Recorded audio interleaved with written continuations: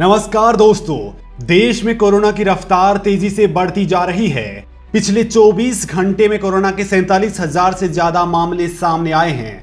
दोस्तों, एक तरफ कोरोना पैर पसार रहा है तो वहीं इस बीच राहत की बड़ी खबर यह है कि भारत की कोवैक्सीन का ह्यूमन ट्रायल भुवनेश्वर में शुरू हो गया है।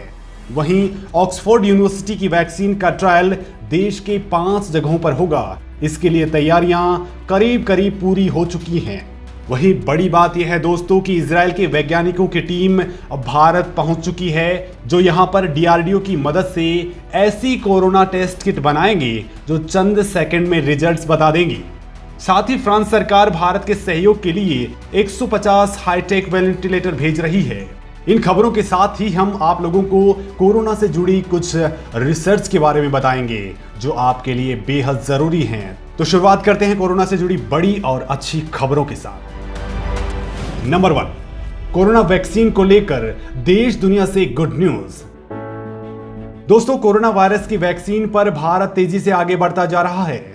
ICMR और भारत बायोटेक की कोवैक्सीन का ओडिशा के भुवनेश्वर में भी ट्रायल शुरू हो चुका है। यहां कुछ लोगों को वैक्सीन की डोज दी गई है।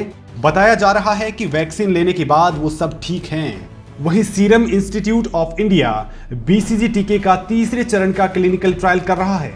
करीब 6,000 स्वास्थ्य कर्मी और अधिक खतरे का सामना कर रहे लोगों ने ट्रायल के लिए रजिस्ट्रेशन करवाया है। इसके साथ ही ऑक्सफोर्ड ने अपनी वैक्सीन की भारत में तीसरे चरण के ह्यूमन ट्रायल के लिए देश में 5 जगहों का चयन किया है। जगहों के चयन के बाद परीक्षण की तैयारी कर ली गई है।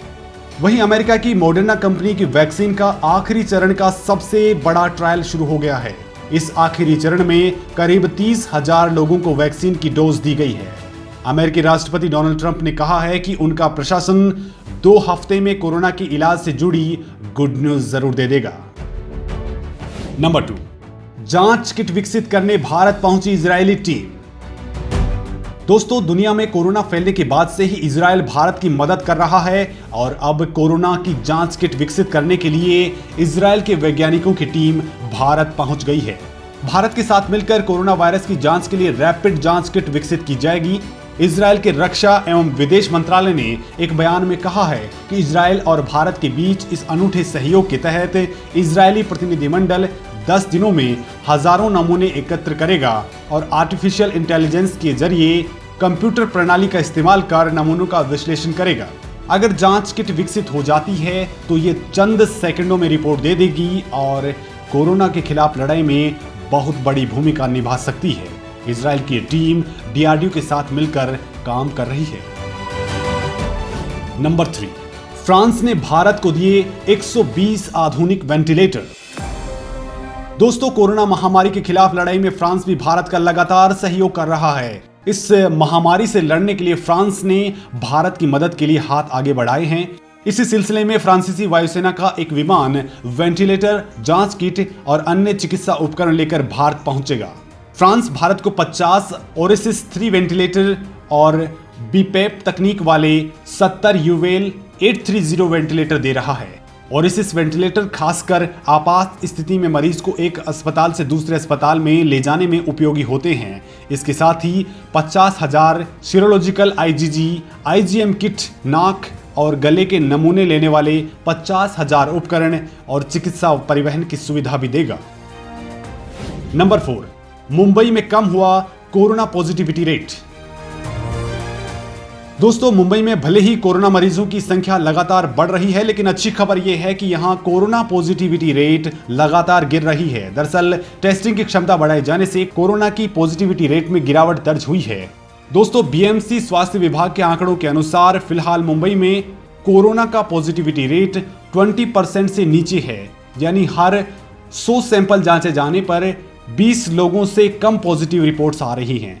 1 मई को ये रेट 40% था, जबकि 22 मई को ये 50% को पार कर गया था। विशेषज्ञों की माने तो ग्रोथ रेट में कमी और रिकवरी रेट में बढ़ोतरी के साथ ही अगर पॉजिटिविटी रेट में गिरावट आती है तो इसे सकारात्मक संकेत माना जा सकता है।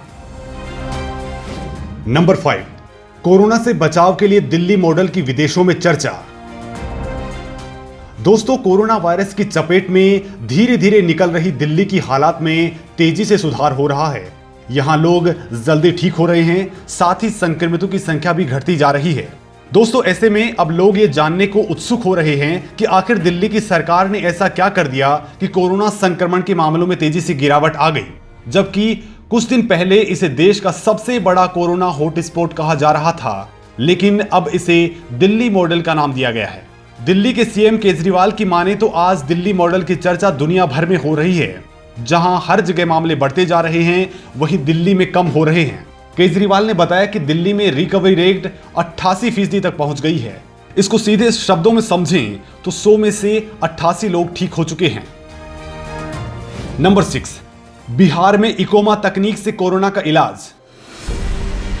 दोस्तों, बिहार में कोरोना के मामले तेजी से बढ़ रहे हैं। मरीजों की गंभीर होती हालत को देखते हुए अब पटना एम्स ने कोरोना के इलाज के लिए नई तकनीक को अपनाने का फैसला किया है।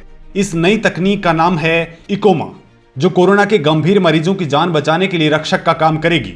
वो मरीज जिन्हें कोरोना के कारण सांस लेने में बेहद परेशानी का सामना करना पड़ रहा है, उन्हें वेंटिलेटर पर ले जाना मुश्किल है, उनके लिए अब इकोमा का इस्तेमाल किया जाएगा। इससे अधिक से अधिक लोग ठीक हो सकेंगे।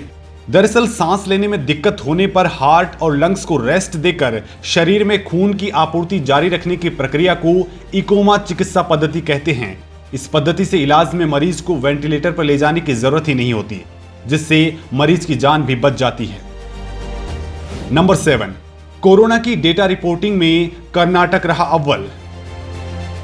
दोस्तों, स्टैनफोर्ड यूनिवर्सिटी के रिसर्चर्स के एक ग्रुप ने कोरोना वायरस को लेकर भारत में राज्यों और केंद्र शासित प्रदेशों की रिपोर्टिंग में बड़े अंतर और विसंगतियों के बारे में बताया है।